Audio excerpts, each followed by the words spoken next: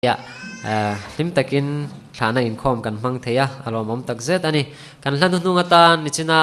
kan thalai te nan ron sakha anlung aleng ve ngeiang ti kha zo musician lamatangin kan ron thlanga zai tu te kha min ron throi sela te chuan min lo hril sak bokanga kan zawain hlim le lom takin kan sanga anlung aleng ve ngeiang ti kha thlahna tan kan sanga te chuan mal som na kan rong bol tur ren gospel revel thangan mal som na in min tin don nia kan zawain hilo diamu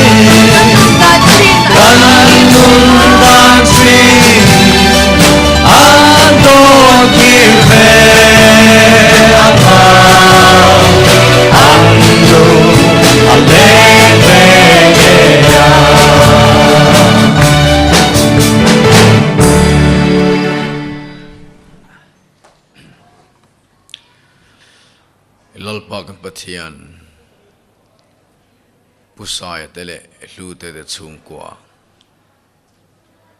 makar ni somni pali thlangta turin UN kal tlangin ruata ichia hlo te hi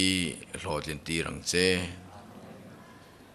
ti chuan an kalsan tur an thaw pui u le nau te nen